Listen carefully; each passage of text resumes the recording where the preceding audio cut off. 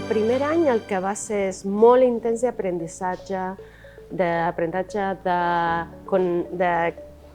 conèixer tots els sistemes de relacions entre les diferents parts, de conèixer tot el teixit artístic, també de visitar per primera vegada festivals als que potser jo havia anat com a públic, però ara des d'una altra posició. Doncs ha sigut molt d'aterratge al sistema. Ha sigut, de fet, quan va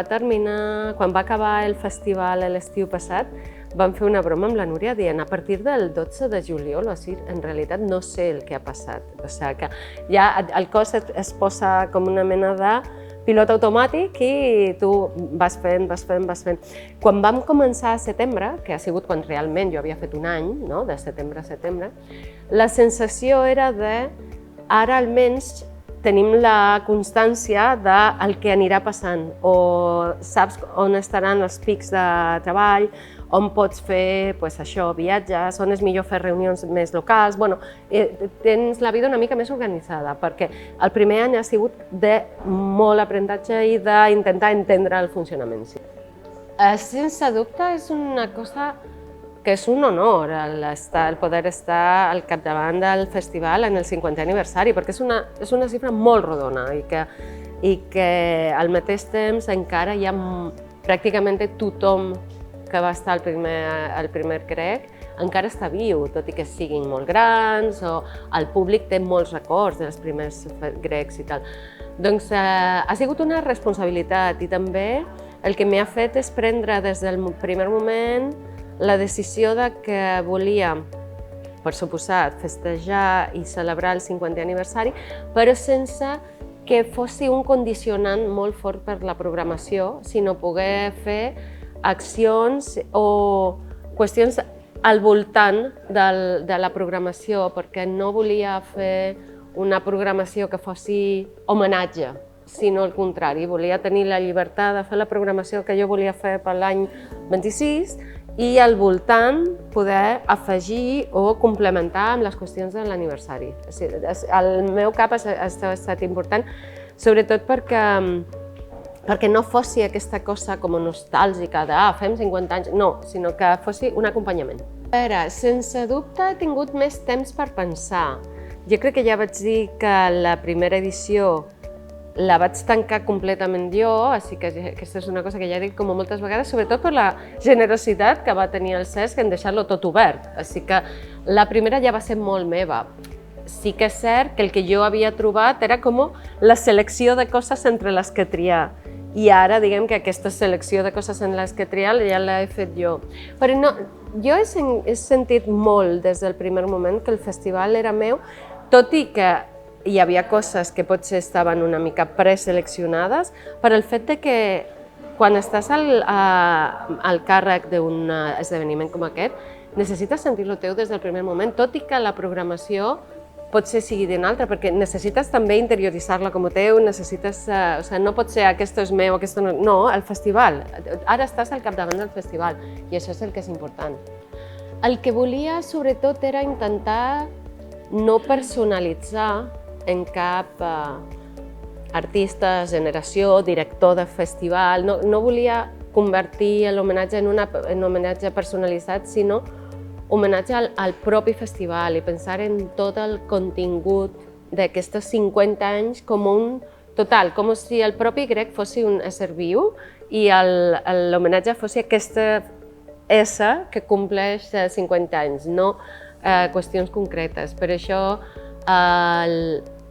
la primera cosa que jo vaig tenir clara que volia fer va ser la qüestió de l'arxiu, per tenir el reconeixement de tot el contingut, de tot el que ha passat per el festival, perquè el que vaig comprovar, més des que treballo al festival, és que tothom té un record personal del grec, però ningú és conscient de potser la importància que ha tingut com a esdeveniment cultural o com a porta d'entrada a artistes internacionals o com primeres vegades o com...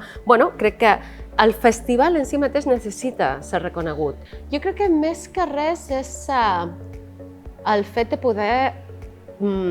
fer la teva investigació, intentar buscar quantes vegades està un artista o si hi ha imatges en algun arxiu d'algun esdeveniment concret o molt si les combinacions d'artistes, si algú ha estat amb algú o en quin espectacles ha estat coproductor o no, perquè ara mateix el que hi ha a la web és només un llistat de les coses que han passat sense interrelació. Doncs ara, sobretot, el que afegirem són els materials gràfics, fotos, vídeos que tenim nosaltres i veure com ho podem vincular-la a altres arxius i posar totes les dades en relació, que cada dada d'un esdeveniment pugui ser objecte de búsqueda en si mateix. Frente a aquesta memòria de lo intangible, les arts escèniques, la música, el que tenim és que passen quan passen i o has estat o no has estat en el moment.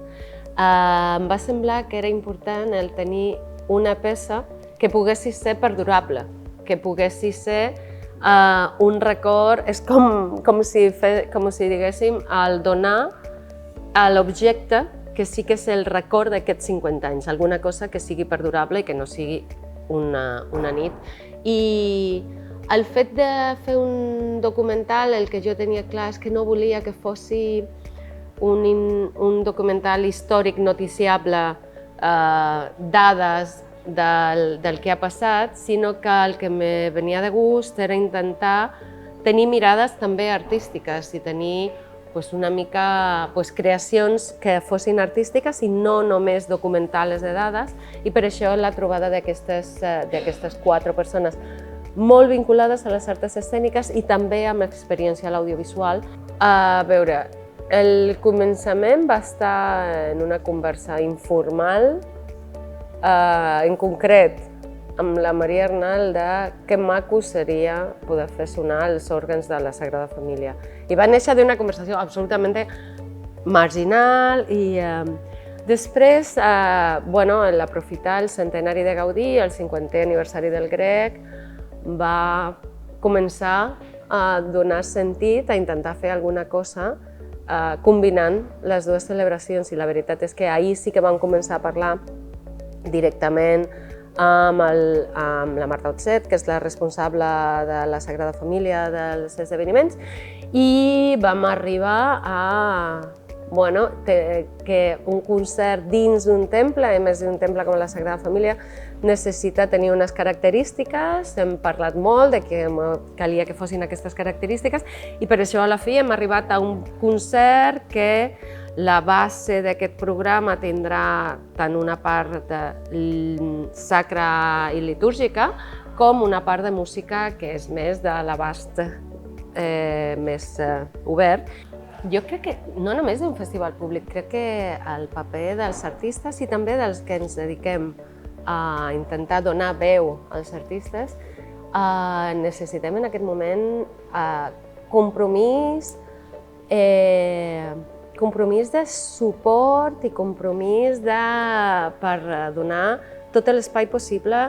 a totes les llibertats que s'estan posant en qüestió en molts conflictes al món. Crec que això va ser també el que va marcar molt el meu pensament del 50è aniversari, que va néixer en un moment d'explosió del desig de llibertat després dels 40 anys de dictadura. I el sentiment ara és que ens trobem en un moment on la democràcia està posada en qüestió a molts llocs.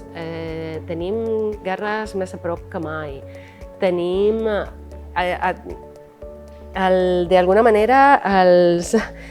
els moviments polítics con tendència més dolenta estan agafant força per tot arreu. Per això crec que des de l'art cal que siguem resistents i resilients i que trobem llocs per parlar de les coses que fan més por. Que sigui un record o per la persona amb la que ha anat, o per l'espectacle que ha vist, o per la sensació que ha tingut després parlant amb els seus amics. Crec que nosaltres cal que obrim finestres per reflexionar, però crec que l'important és l'experiència, que cadascú surti amb una experiència.